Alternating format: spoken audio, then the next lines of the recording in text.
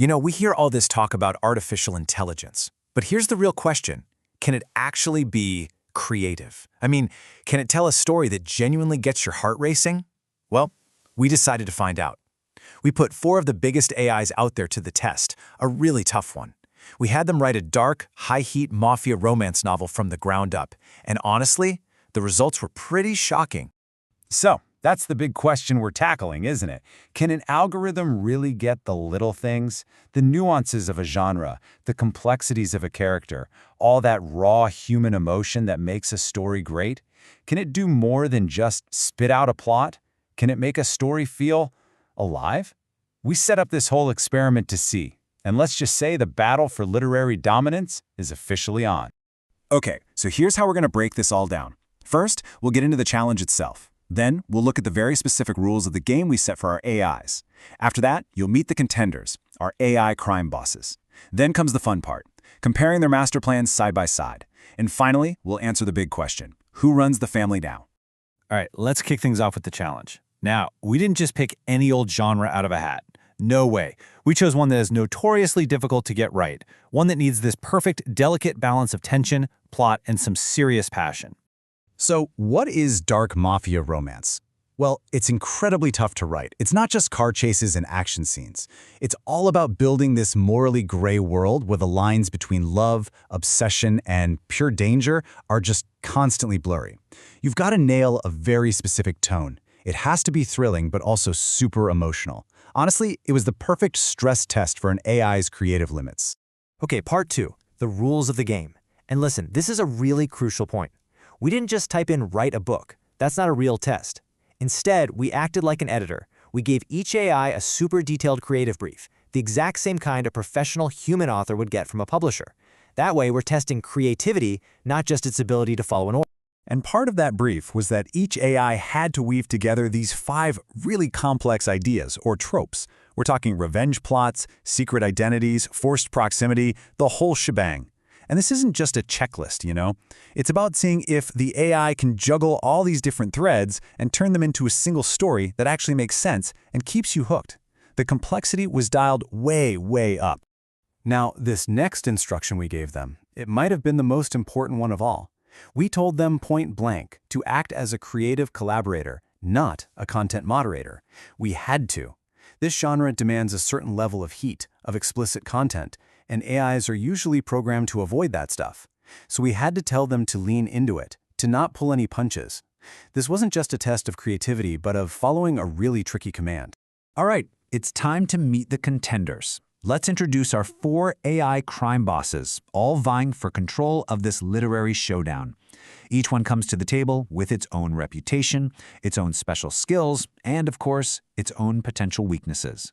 So, in the ring, we have ChatGPT, we're calling it the architect. It's known for building solid plots, but it can be a little cautious. Then there's Gemini, the atmosphere builder, who can write some seriously moody and beautiful stuff.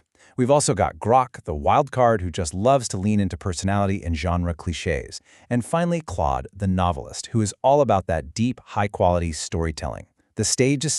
And now, we get to the really fascinating part, the results. We're about to look at the creative blueprints that each AI came up with. The premises, the characters, the world building, all of it generated from the exact same set of instructions. This is where we see what they're really made of. Wow, okay, right out of the gate you can see a major difference in style. ChatGPT gives us a solid, direct premise. It's clear, it's marketable, you get it. But then look at Claude's version. The language is so much more literary. A serpent's smile, a revenge plot of her own. It immediately sets a more atmospheric, character-driven tone. Pretty cool. Now let's dig into the main character, Lyra Blackwell. This is where the subtle differences get really interesting. Okay, so all of them understood the Mafia princess assignment, but notice the little details. ChatGPT and Gemini focus on how she's reacting to the hero. Grok just goes all in on the trope. But Claude gives her a specific age, 27, and a motivation that is all her own. She wants power to control her own fate. It's a small detail, but it's incredibly powerful.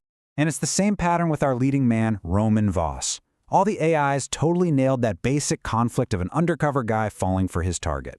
But look what Claude did. It added a key detail we never put in the prompt, a murdered brother. Just like that, boom, the stakes are higher, his motivation is deeply personal. That's a real, genuine creative choice that the other models just didn't make. So what about the setting, the Blackwell family compound? Each AI really brought its own flavor. ChatGPT's description is effective. It works. Gemini gets more poetic, calling it a gilded cage. Grok, as you'd expect, goes full throttle on the sensory details. You can almost smell the pine.